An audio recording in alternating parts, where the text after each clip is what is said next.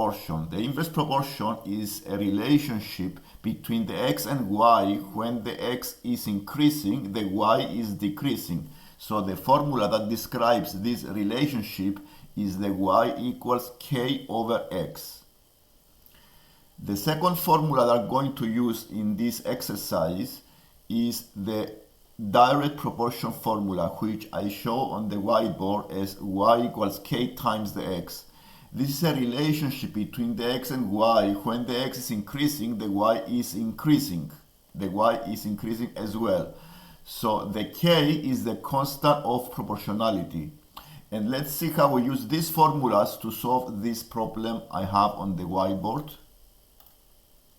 This is a GCSE topic and covers this topic on GCSE. So let's see this problem. H is inversely proportional to P. The P is directly proportional to the square root of T. Given that H is 10, T is 144, P is 6. Find a formula for H in terms of T.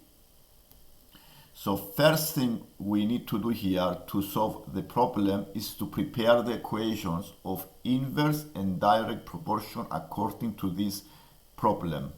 So let's write the equation of inverse proportion. H is inversely proportional to P. So what I need to write here is H is equal to the K over P. This is the equation of inverse proportion that shows the relationship between the H and the P. So the K is the constant of proportionality, and what I'm going to do next is to use the numbers and find this K.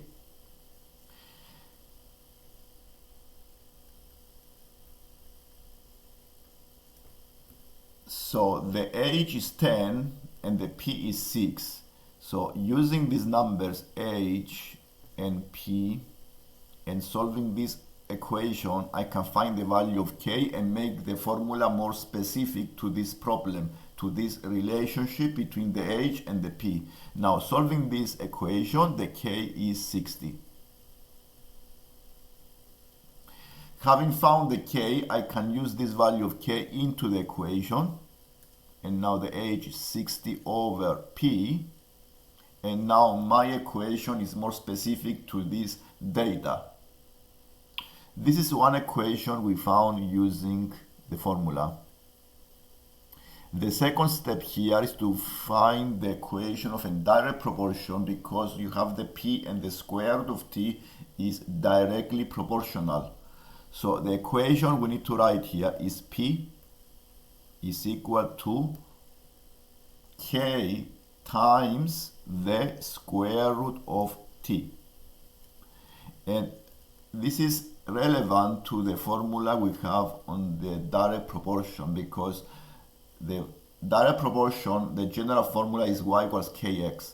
In this case, we have root T. It's not T, but square root of T. So we write P is equal to the K times square root of T. The same thing we need to do here to use the numbers given in the exercise to find the value of the K. And now solving this equation, the value of K is half. Since I found the value of K, I can use this value into the equation. So the P is equal to a half square root of T. So this is the second equation we found. So far we have two equations, the H and P and the P and the T. The question here is asking you to connect the H in terms of T, but the H is in one equation. If you see, the H is in the first equation and the T is in the second equation.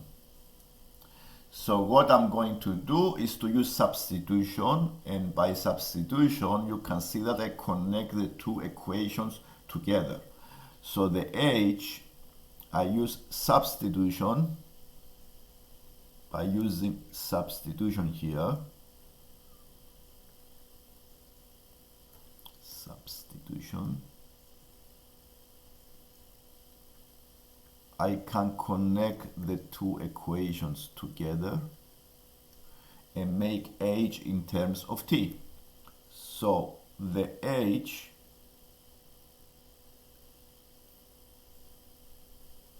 is equal to 60 over half square root of t. Simplifying this equation, dividing 60 by half, basically we divide 16 divided by a half,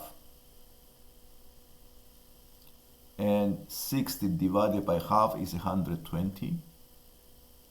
And now we have the formula that describes the relationship between the h and the square root of t. And this is the equation that describes the problem, okay, the h and the t. And we solve this exercise on inverse and direct proportion. And this problem uses both inverse and direct proportion in one problem. So by remembering these two formulas, which are very useful to remember, you can solve such problems with no problems. So inverse proportion is y equals k over x, direct proportion is y equals k times x.